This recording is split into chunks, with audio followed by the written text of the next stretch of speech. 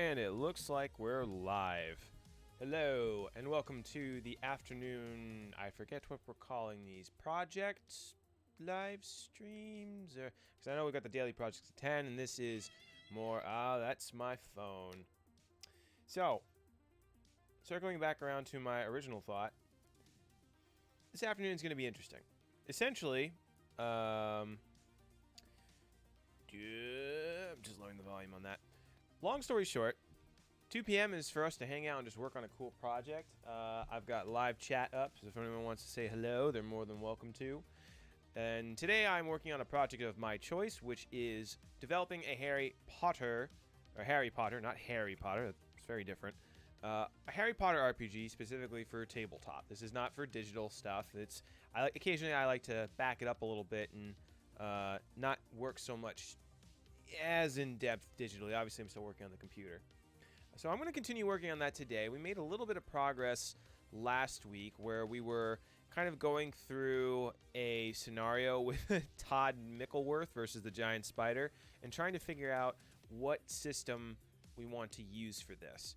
Because like compared to Dungeons & Dragons, which uses the D20 method and having a target of success for like a number, I'm wondering if we should measure success based on how well you do either one of these spellcraft skills or something. So we're still figuring it out. It's very weird because magic is you should be able to cast it and do what you want with it, but how do we apply rules to it? Because obviously there's the movies, but then how do we make it into something a little bit more, systematic that makes sense? And Harry Potter by itself doesn't have a lot of specific rules. So there's a little bit of trying to figure out how to get this thing to work. With that said, my phone is going to be on for this particular stream. I know usually I turn it off. However, being the director of operations, I also have to help out my team where necessary. So I may pause the stream for a couple minutes just to answer a phone call. But, I may go a little bit over to make up for the time. So I'll put up a pause screen if it comes to that. Now, let's figure out where we left off in our tutorial here. So, we said for our students are out at night are forbidden? No, students are out at night in the Forbidden Forest. I forgot to add on a thing here. So, we were kind of going through a scenario where Todd Mickleworth, I don't know how I came up with that. Todd Mickleworth is somewhere out in the Forbidden Forest. I think I'm just going to lower my tunes here a little bit, not much. So Todd Mickleworth is out in the forest. He's, doing what all students do. They're not in bed. And basically, we have him somehow, the spider came upon him in some respect, and Todd wants to see if he can hit him with a spell. So with the current system that I have, let's actually split this up into two windows here. So let's bring, you gonna let me split the window, Google? You gonna let me do that? Close that. So the way that I figure magic works is you've got 3 magic that adds certain properties to an object or features, but it doesn't change what the object does. So example that might be like, casting fly on a broomstick for, making it able to fly. You're not changing the object, but you're giving it an additional feature. And we have transfiguration, which changes the form of or appearance of an object by changing its molecular structure. So this be like if I took a broom and then turned it into, say, a chair, that kind of stuff. So based on the type of spell you're attempting to do, it relies on 2 of these abilities a little bit more. So Defense Against the Dark Arts relies more on focus and wand work. Charms is more wand work and pronunciation. And then Transfiguration is the other 2 down here. So there's like a bit of a mixture here. The idea being that this is based off of the Deathly Hallows. There we go. That's a bit better. So kind of trying to make that make sense. So basically we said, okay, so Todd wants to cast a spell against the spider. He casts Incendio, which for purposes of this, I'm assuming is like a fireball. Incendio is...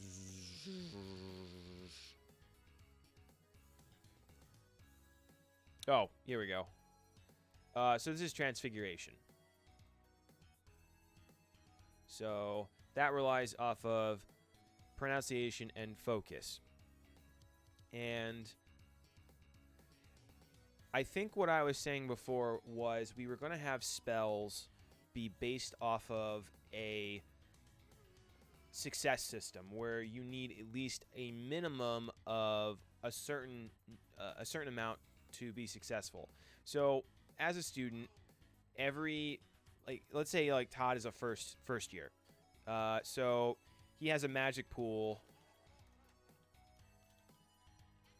of three four-sided dice, or 3d4. So whatever your magic pool is, you always roll that when you're casting a spell. Or does it make sense to have it rely on these two? So here's what I'm thinking. I think it makes more sense to have specialization. There's a couple ways we could go about this. We could either say you have to roll... well, if we just say you roll based on these two, then you could say that the... yeah, this is where it gets really, really weird, because if we say that you're only going to roll the abilities related to that spell, that's always going to limit you to 2d4 dice. So it doesn't matter how big your magic pool is. I think it would be more fun to have the player have his magic pool grow. So like by the time you get up to, I don't know, 7th year, you're rolling, say, like 6d12s or something, or whatever it is. That might be more for like like if you're like Albus Dumbledore or something, you know. I think that's just more fun. So that means we would have to come up with a system for that, but we'll handle that later. So magic pool of a first year is 3d4 dice. So for this particular spell, let's say you need success is you need at least 2 successes. Success is a 2. So I guess for this spell, we can categorize it by the number of successes and how high that difficulty is. So for example, let's come back to the spell list over here. So Incendio, so if we're working with 4, we'll say level of success. So on a D4, let's say Incendio is a pretty basic spell, so let's see, that would be 2 or higher, right? But then we can also denote the number of successes you need. So we could say, if, for example, you only need 1 die to have 2 or higher. I think for this, we're going to say... So this is where it gets a little judgy. I think we're going to say 1 level of success is 2 and higher, requires... we'll say 1 success. So of the 3 4-sided dice that he's going to be rolling, he needs a 2 or higher on any of the die. So if we look at statistics here, statistics of dice rolls, because I did not do so good in stat class when I was in college. Dice roll probability. I think this is there was a site I was using earlier that helped me out with this. No.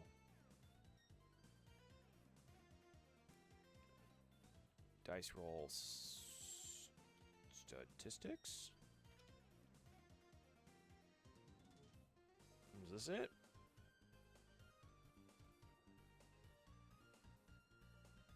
Nope, but we'll see what this does. So 3d4.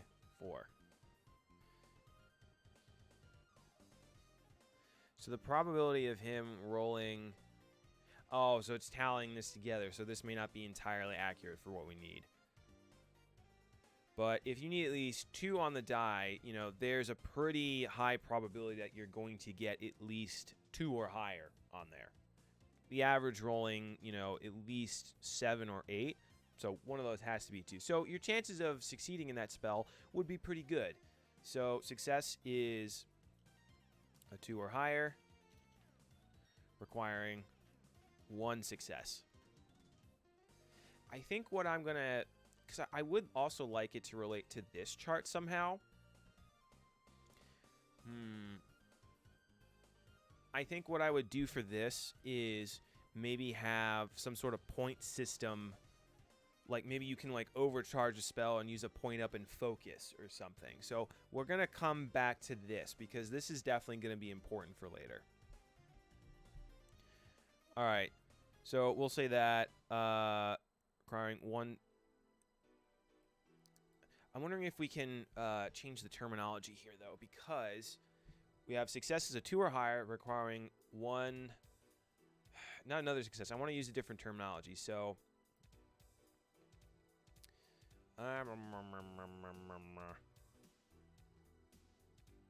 requiring, we'll say... I'll have to figure this out, because it makes sense to me, but I want to make sure this is clear to viewer. But basically, we need... 2 or higher is a success, and you need at least 1 die to be successful. I'm going to have to rephrase that so it's clear. But let's say 2 dice are successful. The spell is cast. So basically, for the system here, we would have, assuming Todd goes first, which I guess we would have to figure out the initiative order. We'll come back to that. So check and see if this spell is successful. It fires toward the opponent. And then this is where I was trying to figure out, and where we left off last time, while we clean this up. I was trying to figure out what is the appropriate response. Do we have, say... Oh, hi, Lori. I just saw her chat.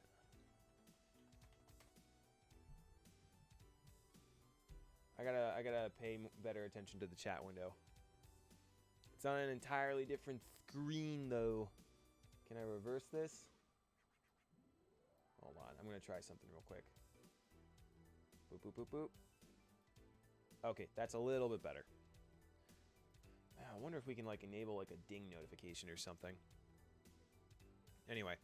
So, because generally what happens in Harry Potter, you either dodge, get behind cover, or you try to deflect it somehow. That seems to be the choice there. So the question is, how do we let the spider attempt this? So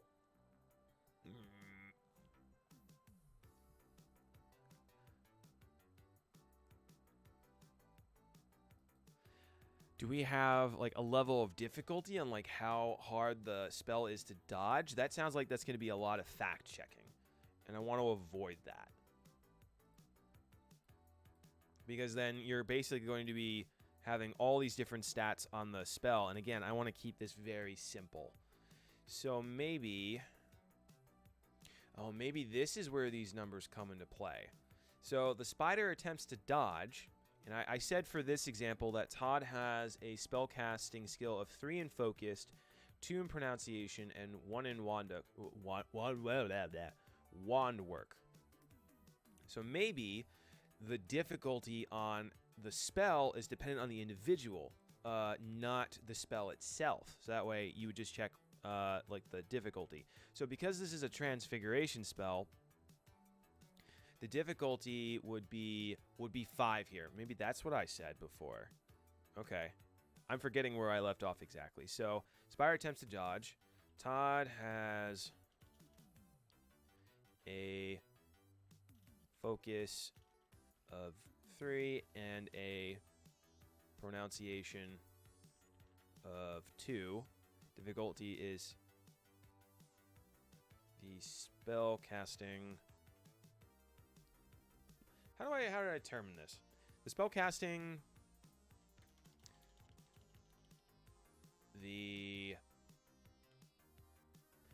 I'm really deep in the D&D lore, so I end up using a lot of their terminology, and I want to avoid doing that. Not because there's anything wrong with like making the rules super clear, but there's like its own. I want to have its like Harry Potter terminology. So the spellcraft check.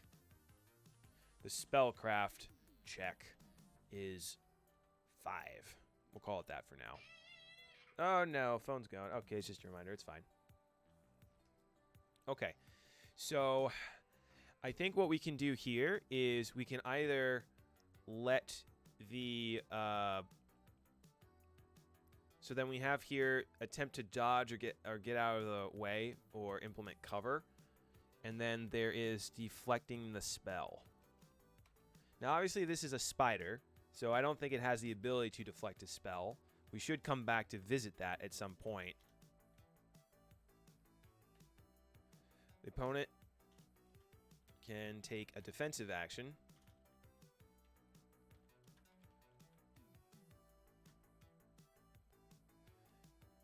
Attempts to dodge or get out of the way.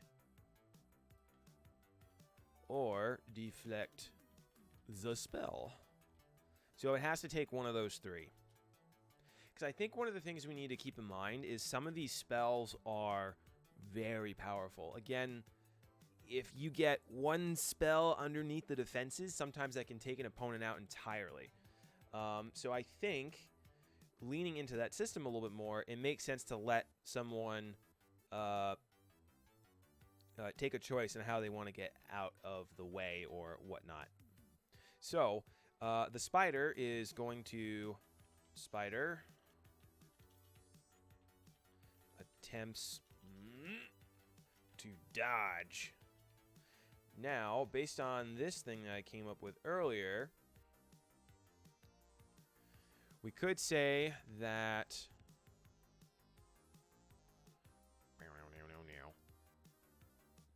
Excuse me.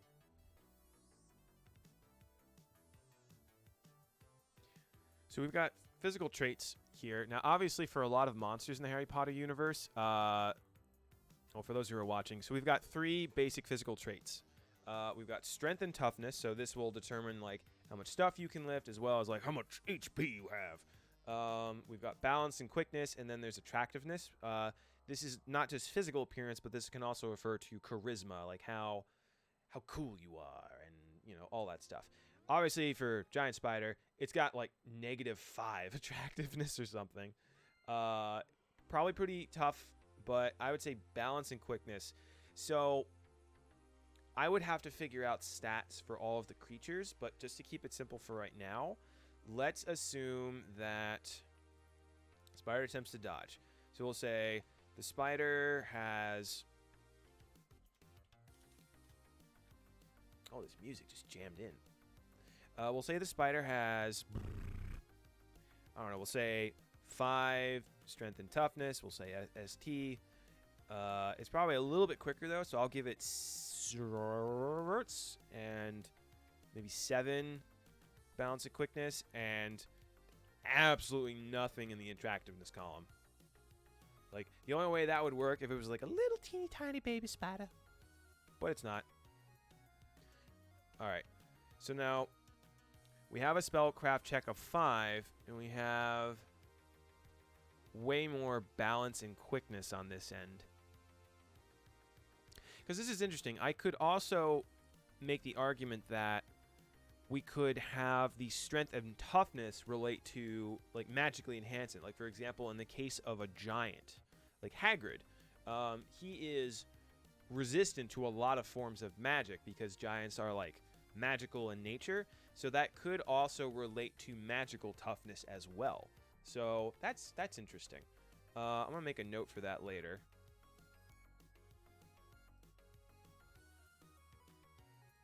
Stop it. Comment. Strength and toughness can relate to magically resistant. That's not how you spell resistant. R-E-S-I-S. I'm going to type it. R-E-S-I-S. Dence. There we go. I try not to rely too much on spell check. Otherwise, you're just going to keep spelling it wrong. Do my best. Okay. So now, how do we have this check against this? Which is a good question. Because if we just have numbers, the spider is going to dodge every single time. So I guess we need to determine like what a regular set of stats are for most people. But there needs to be some kind of role involved as well. So, so I like the dice pool. I like having the spellcraft as a check. Spellcraft check is a 5 because that kind of measures Todd's ability to wield magic. Question is, how do we have this relate to that? Do we have... So let's just start brainstorming some stuff. So we can have dice,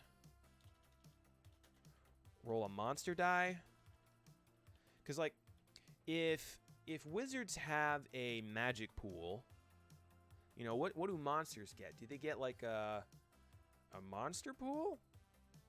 I guess if these monsters are if they're magical, they would also have a pool to draw from.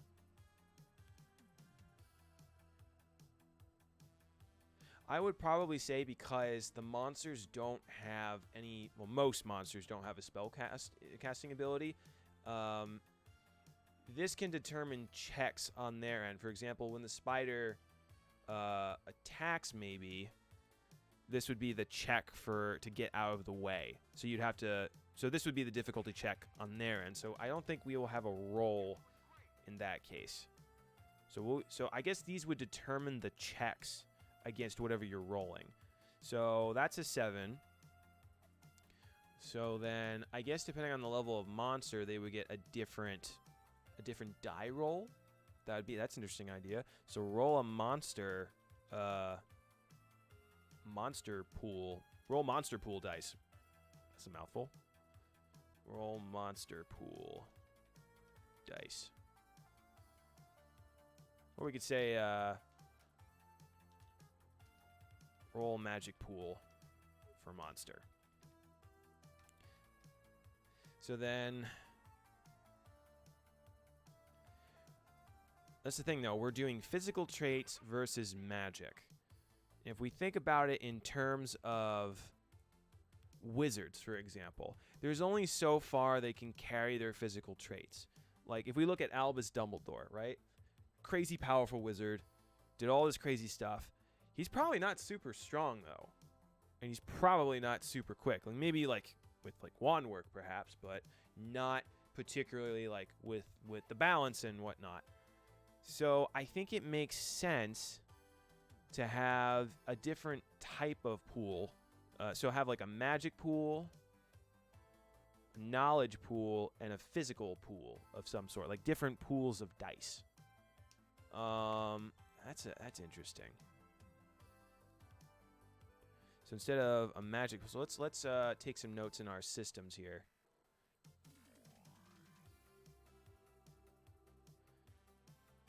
So this one I think we're leaning away from because I don't want to go crazy with the modifiers.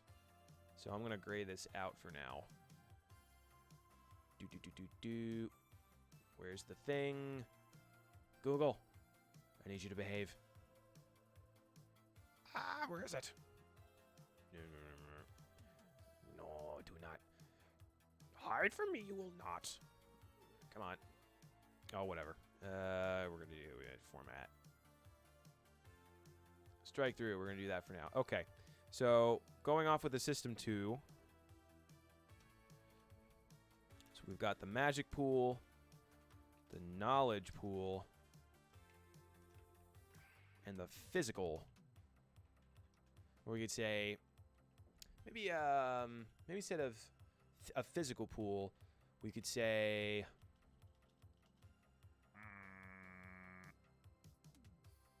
what's a better word for it? Endurance, but that doesn't have anything to do with attractiveness. We'll just go with physical for now until I can figure out a better name. Physical pool.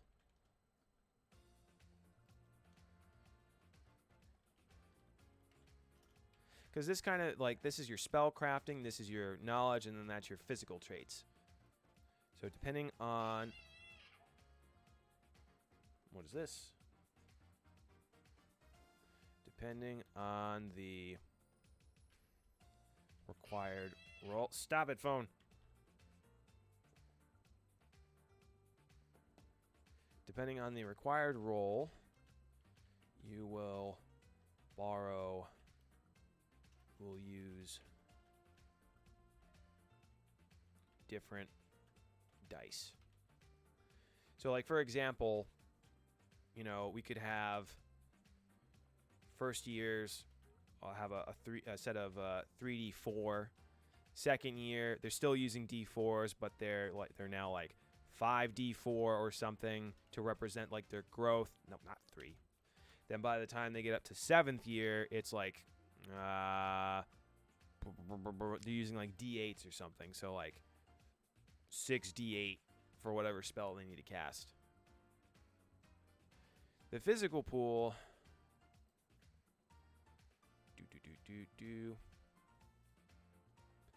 So like knowledge pool, I think can be something similar to that. Maybe not quite as high. So maybe like, so this I think it would be cool to max at D12s. So representing like your Albus Dumbledores and like your Alaster Moody's or Alaster Moody's, that kind of stuff. Knowledge pool. It could also max at 12 because I mean you can continue to develop your mind. Physical pool, I think we do need to put a cap on unless you're a monster, because then you don't get access to many of these depending on what kind of monster you are. So the physical pool, we'll say for most human beings max at, I don't know, I feel like for right now a D6 makes sense. Maybe a D8 if you're really young and spruce, whatever it is. But monsters, then that would leave me D10s and D12s after that. I guess for super bad monsters, you could roll a D20, but that seems a little overkill. So I'm going to boost this back down to, say, D6. And then, like, that physical development is a lot slower compared to everything else. It's not as important for a lot of wizards. I don't know. I'm going back and forth on this. I'll say D8 for right now. I could also increase the number that monsters get. That's fair. So we'll say a D8 compared to the rest. We'll see how that balances out. So this would be roll physical pool for monster. I guess I need a monster list now. So let's do...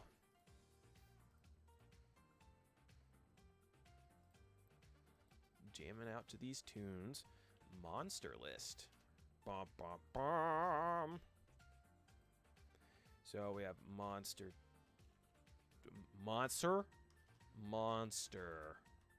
Name. I guess type. Figure that out. Because I guess you could get bonuses if you do like extra research on a type of monster or something. Giant old spider. I guess we could say it's old. I don't know. Giant spider for now. Type. Creepy. I don't know how to categorize these yet. That's fine. That's totally fine. Query? Oh, Lord. My spelling is abysmal today. Okay. So we have monster name. We've got type. So there's other things we could list, such as its strength and toughness.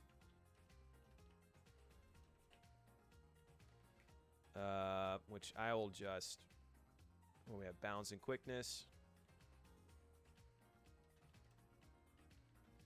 And then attractiveness.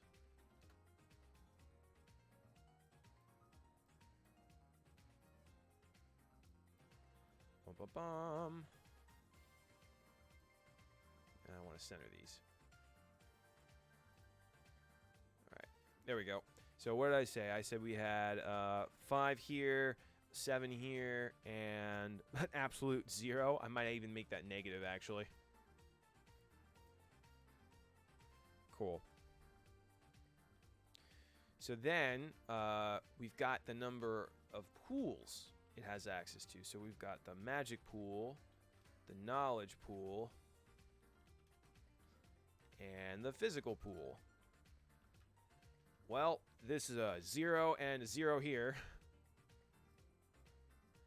Because I guess you could eventually get a magic spider that's just like, and it's like casting spells. Could have like a dual wielding spider with like 2 or 3 wands or something. All right, we're gonna circle back around to that at some point. But for a basic, your average run-of-the-mill giant spider, we will say it has a physical pool of. I feel like this is not a super tough creature because I want to say, I think it was the Chamber of Secrets that Ron and Harry ran into Aragog's whole his brood, his, I don't know what you call it, his something or other, his family. So I feel like he's got a lot more physical die. So let's give him, I feel like 4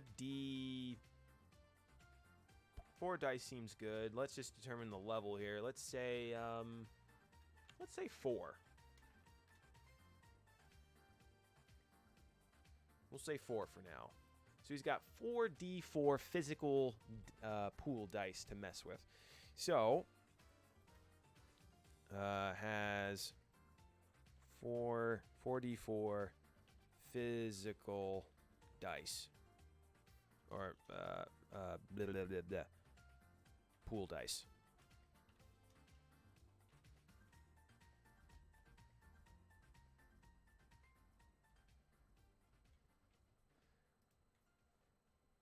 Okay. So, coming in with that idea. So, roll physical pool for monster. And then I'm just going to see what the... So then, here's the question. So we said the spellcraft check is 5. Now, do we just say he needs to beat that number in order to say he successfully dodges it? So...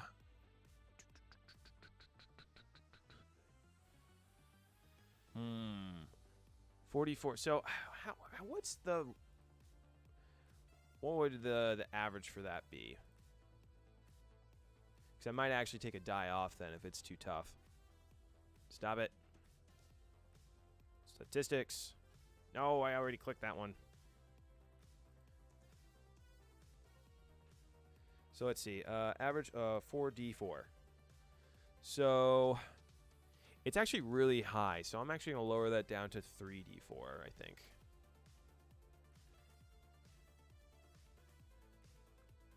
A little bit better. So he's got like a 20% chance of getting that for 7 exactly, but then it's way higher for the rest.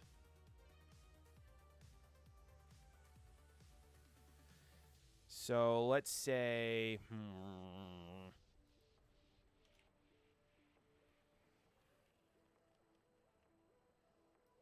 still super high. I'm going to keep it at 3.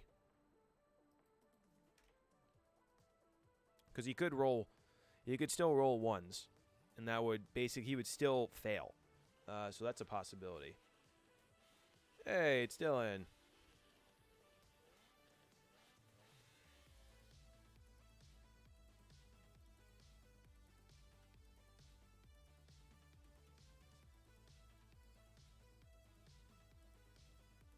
All right, let's see. So if we roll the physical pool for the monster, let's say for the sake of argument, because this is where it gets a little weird, because for the spells, we're saying you need this amount or higher for a success. But this is a reaction here, like he's reacting to it. So roll for the monster. We'll say for the sake of argument, rolls 3d4, rolls his dice pool, gets a, I don't know, we'll take the average. What do we say that was? So he gets an 8. Gets an 8 total and dodges. So the spell misses him.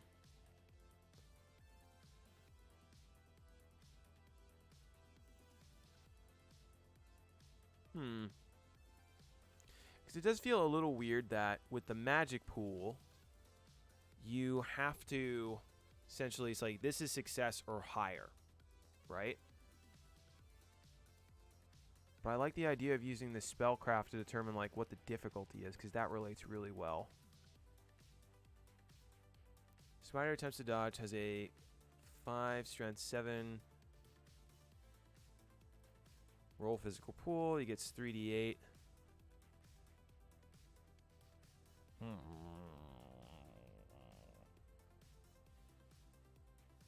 Because obviously there's no way that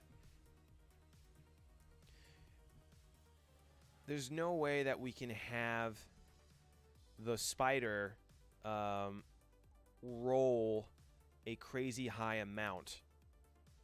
Like, for example, like no matter like how many die he rolls, he's never going to get a 5 on a d4. It's physically impossible. So does that mean we should have...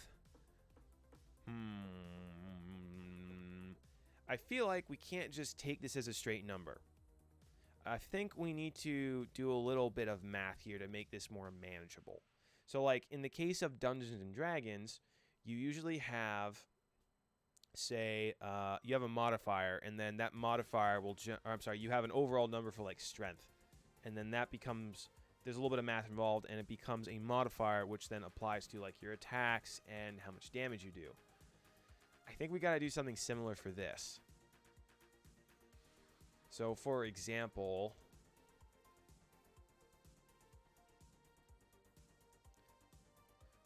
that's just sheet 1. That's fine. Where should I put this?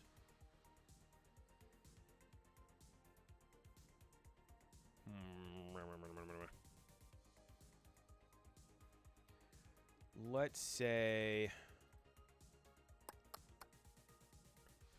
Oh man, this is tough. Writing RPGs is tough stuff, guys. Alright, what do I want to do here? So that's the system brainstorm. I'll just put it in here for right now. So we said that... So we have success measured by the spell. And we said spellcraft check is at 5. For a... What was it? A transfiguration spell? Transfiguration spell.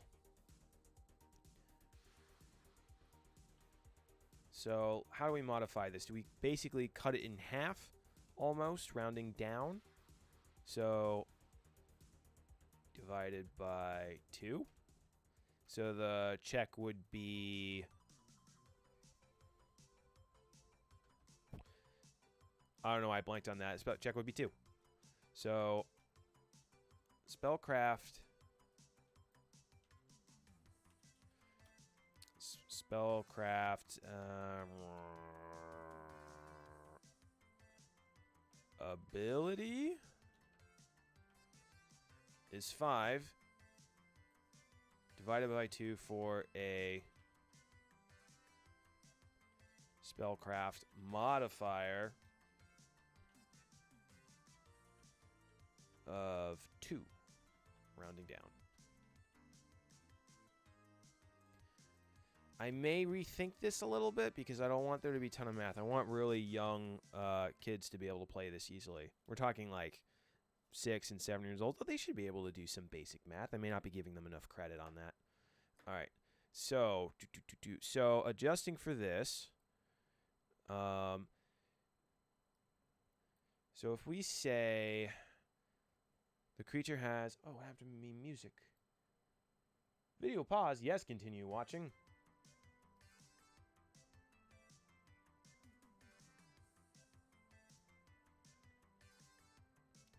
Alright, so we have a spellcraft modifier. Spider is attempting to dodge, has a 3d4 physical dice pool. So then, would this be the number for success? Saying, rounding down. Spider attempts to dodge, needs a 2 or higher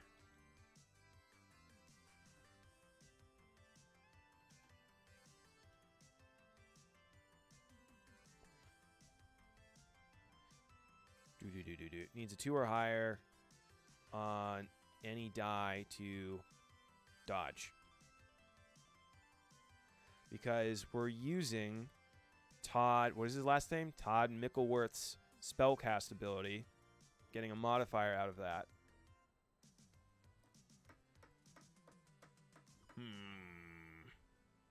This is already becoming very confusing.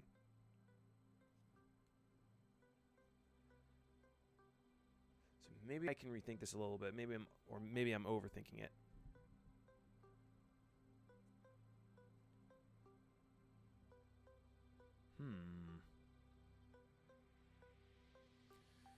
I'm going to do a quick review here. So we've got different types of pools of ability. We've got a magic pool, we've got a knowledge pool, and we've got a physical pool. All right. We've also got the triangle systems.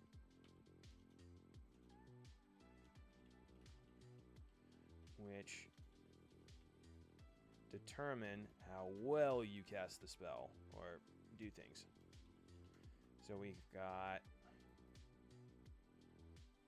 spellcraft,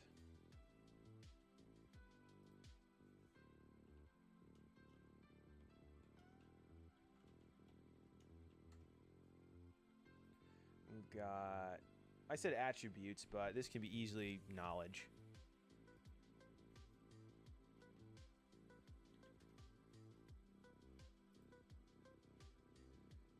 We've also got physical traits.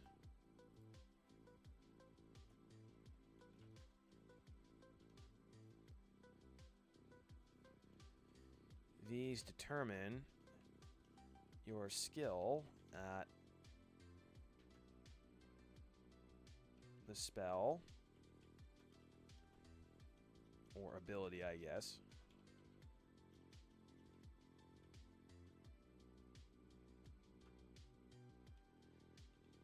And so this would be, so how well you do in those things. So in the case of our example, spellcraft, we're saying that that sets the level of difficulty for the opposing person, I guess, at least in terms of spells. We're going to have to think about that in terms of knowledge and physical skill.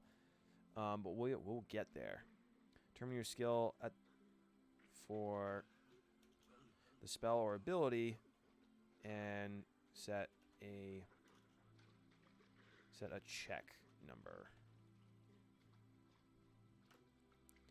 I do like the idea of setting how many successes you need and what marks a success. Is there any way I can carry that over to this check as well? What is going on? 16-bit. I'm going to skip ahead a little bit. There we go. That's better.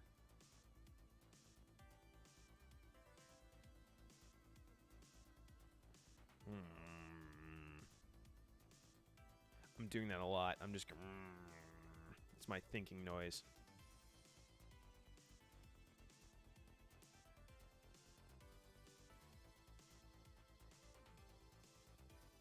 Huh.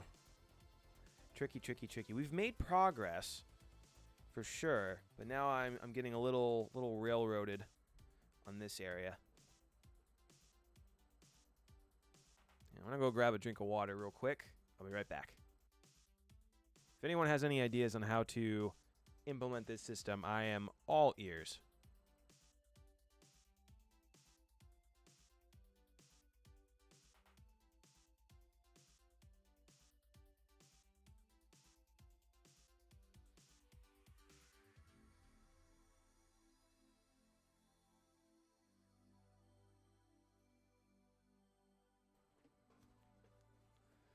Turns out my water bottle was right here, and I just didn't see it. Oh, what happened to my audio here? Not coming in anymore? Oh, there it is. It's just very quiet. All right, I'm delaying.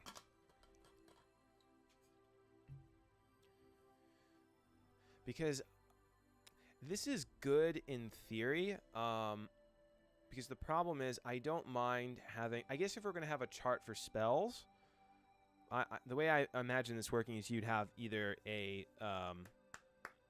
spell list or something that will allow you to either cast spells or not, or like a library of what constitutes a successful spell and how it works. But I'm trying to figure out what system would be easy to use here.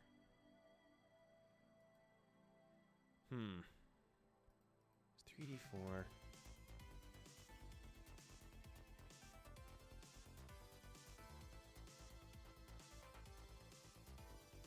Modifier of 2. Maybe we can simplify this a little bit more and say that based on the spellcrafting ability of Todd, spellcrafting ability is 5 for a transfiguration spell, divided by 2 for a spellcraft modifier of 2. This tells us what number is considered a success.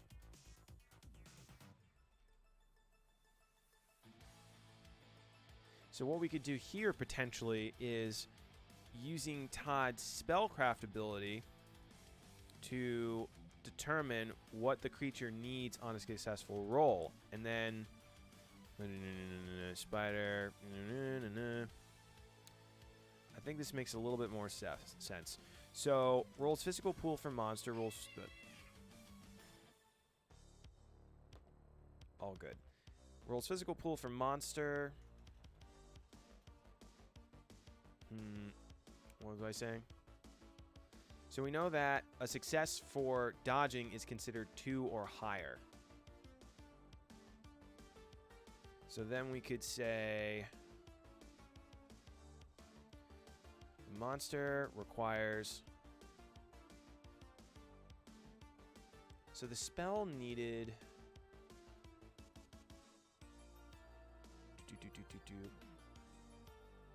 required 1 success. So we could have that match with what the monster needs as well. The monster requires 1 success to dodge with a level of success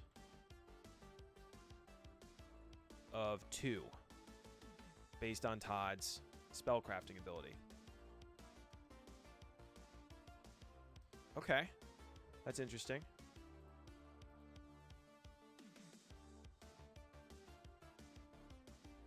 We're carving our way out here. So, I gotta review this now because this is a little weird. I may need to clean this up. So basically, Todd and the spider are doing some not fisticuffs, but they're doing battle. All right. So to cast a spell, he's got a magic pool of 3d4 dice. The spell has a level of success of 2 or higher, requiring 1 success. He rolls his 3d4.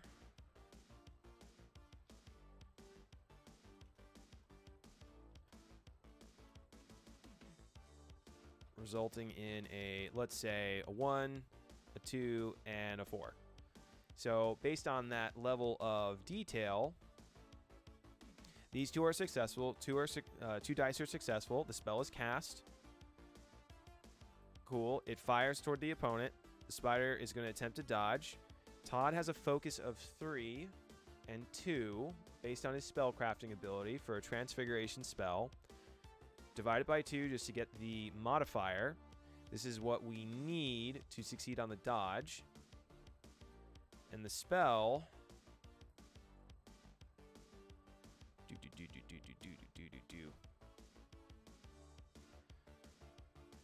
One success dodge with a success level 2 based on Todd's spellcrafting ability. I'll say based on the success required of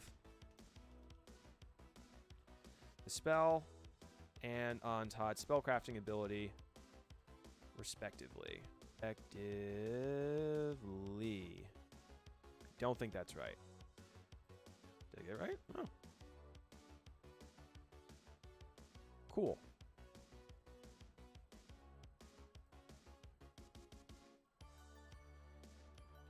Monster rolls. So let's see, he's got 3d4 physical die. So we will say...